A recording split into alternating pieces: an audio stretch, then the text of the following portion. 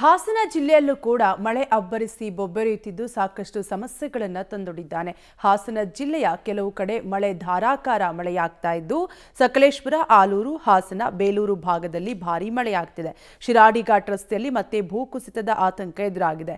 ಹಾಸನ ಮಾರ್ಗವಾಗಿ ಬೆಂಗಳೂರು ಮಂಗಳೂರು ಸಂಪರ್ಕ ಕಲ್ಪಿಸುವ ರಾಷ್ಟ್ರೀಯ ಹೆದ್ದಾರಿ 75ರಲ್ಲಿ ಮಳೆ ಮುಂದುವರೆದಿದ್ರೆ ಭೂಕುಸಿತ ಸಾಧ್ಯತೆ ಇದೆ.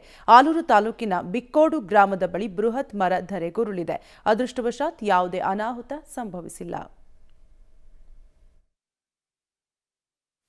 ಕಳೆದ 15 ದಿನಗಳ ಹಿಂದೆ ಪೂರ್ವ ಮುಂಗಾರು ಮಳೆ ಅಬ್ಬರಿಸಿದ ಪರಿಣಾಮ ಹಾಸನ ಜಿಲ್ಲೆಯ ಮಲೆನಾಡು ಭಾಗದಲ್ಲಿ ಸಾಕಷ್ಟು ಹಾನಿ ಉಂಟಾಗಿತ್ತು. ಅದರಲ್ಲೂ ರಾಷ್ಟ್ರೀಯ ಹೆದ್ದಾರಿ 75 ಬೆಂಗಳೂರು ಮಂಗಳೂರು ಸಂಪರ್ಕ ಕಲ್ಪಿಸುವಂತಹ ಶಿರಾಡಿ ಘಾಟ್ ರಸ್ತೆಯನ್ನು ಅದು ಹಲವು ಕಡೆ ಭೂಕುಸಿತ ಉಂಟಾಗಿತ್ತು. ನಾವು ದೃಶ್ಯದಲ್ಲಿ ಗಮನಿಸಬಹುದು. ಇದು ಸಕಲೇಶಪುರ ತಾಲೂಕಿನ ಆನೆಮಹಲ್ ಅಂತಕ್ಕಂತಹ ಒಂದು ಗ್ರಾಮ.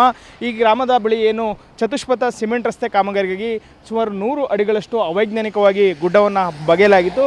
ಪ್ರತಿ ಮಳೆಗಾಲ ಬಂತಂದರೆ ಸಾಕು ಶಿರಾಡಿ ಘಾಟ್ ರಸ್ತೆಯಲ್ಲಿ ಸಾಕಷ್ಟು ಕಡೆ ಭೂಕುಸಿತ ಉಂಟಾಗುತ್ತೆ. ಈಗ ಪೂರ್ವ ಮುಂಗಾರು ಮಳೆ ಬಂದಂಥ ಸಂದರ್ಭದಲ್ಲಿ ಇಲ್ಲಿ ಗುಡ್ಡ ಕುಸಿತವಾಗಿ ವಾಹನ ಸಂಚಾರಕ್ಕೆ ಅಡಚಣೆ ಉಂಟಾಗಿತ್ತು. ಪ್ರಮುಖವಾಗಿ ಇದು ಚತುಷ್ಪಥ ರಸ್ತೆ ಕಾಮಗಾರಿ ನಡೀತಾ ಇದೆ. ಒಂದು ಬದಿಯಲ್ಲಿ ಮಾತ್ರ ಈಗ ಸಿಮೆಂಟ್ ರಸ್ತೆ ಕಾಮಗಾರಿ ಪೂರ್ಣಗೊಂಡಿದೆ, ಮತ್ತೊಂದು ಬದಿಯಲ್ಲಿ ಸಿಮೆಂಟ್ ರಸ್ತೆ ಕಾಮಗಾರಿ ಆಗಬೇಕಾಯಿತು. ಏನು ಪದೇ ಪದೇ ಮಣ್ಣು ಕುಸಿತ ಇರೋದ್ರಿಂದ ತಾತ್ಕಾಲಿಕವಾಗಿ 300 ಮೀಟರ್ ಏನು ಜಲ್ಲಿಯನ್ನು ಹಾಕಿ ರಸ್ತೆ ನಿರ್ಮಾಣ ಮಾಡಿ ಅಲ್ಲಿ ವಾಹನಗಳ ಓಡಾಟಕ್ಕೆ ಅವಕಾಶವನ್ನು ಮಾಡಿಕೊಟ್ಟು ಸಂಪೂರ್ಣ ಏನು ಕುಸಿತ ಇದೆ ಮಣ್ಣನ್ನು ತೆರವುಗೊಳಿಸಲಿಕ್ಕೆ ಸಾಕಷ್ಟು ಅಧಿಕಾರಿಗಳಿರ್ಬೋದು. ವಿಪಕ್ಷ ನಾಯಕ ಆರ್ ಅಶೋಕ್, ಲೋಕೋಪಯೋಗಿ ಸಚಿವರಾದಂತಹ ಸತೀಶ್ ಜಾರಕಿಹೊಳಿ ಸಹ ಭೇಟಿ ನೀಡಿ ಅಧಿಕಾರಿಗಳಿಗೆ ಸೂಚನೆ ನೀಡಿದರು. ಆದರೆ 15 ದಿನಗಳ ಬಿಡುವು ಏನಿತ್ತು, ಈ ಸಂದರ್ಭದಲ್ಲಿ ರಾಷ್ಟ್ರೀಯ ಹೆದ್ದಾರಿ ಪ್ರಾಧಿಕಾರದ ಅಧಿಕಾರಿಗಳು ತುರ್ತಾಗಿ ತಾತ್ಕಾಲಿಕ ರಸ್ತೆ ನಿರ್ಮಾಣ ಮಾಡುವ ಬದಲು 300 ಮೀಟರ್ ಸಿಮೆಂಟ್ ರಸ್ತೆ ಕಾಮಗಾರಿಯನ್ನು ಬಹುತೇಕ ಪೂರ್ಣಗೊಳಿಸುವ ಹಂತಕ್ಕೆ ಕಾಮಗಾರಿ ನಡೆದಿದೆ. ಇನ್ನೇನು ಕೆಲವು ದಿನಗಳಲ್ಲಿ ಈ ರಸ್ತೆ ಕಾಮಗಾರಿ ಸಂಪೂರ್ಣವಾಗಿ ಮುಕ್ತಾಯಗೊಳ್ಳುತ್ತೆ. ಈ ಬದಿಯಲ್ಲಿ ಎರಡೂ ಬದಿಯ ವಾಹನಗಳು ಓಡಾಡಲಿಕ್ಕೆ ಅವಕಾಶವನ್ನು ಮಾಡಿಕೊಟ್ಟು ಈ ಮತ್ತೊಂದು ಬದಿಯಲ್ಲಿ ಏನು ಮಣ್ಣು ಕುಸಿತವಾಗ್ತಿದೆ ಆ ಮಣ್ಣನ್ನು ಸಂಪೂರ್ಣವಾಗಿ ತೆರವುಗೊಳಿಸಿ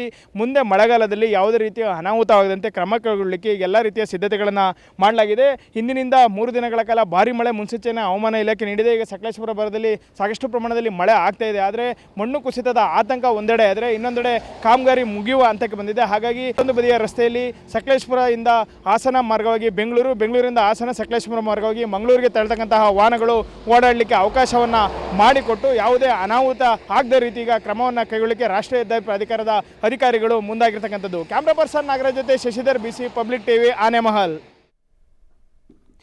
ಒಟ್ಟಾರೆಯಾಗಿ ಹಾಸನದಲ್ಲಿ ಮುಂಗಾರು ಅಬ್ಬರ ಮುಂದುವರೆದಿದ್ದು ಸಕಲೇಶಪುರ, ಆಲೂರು, ಹಾಸನ, ಬೇಲೂರು ಭಾಗದಲ್ಲಿ ಧಾರಾಕಾರ ಮಳೆಯಾಗ್ತಾ ಇದೆ.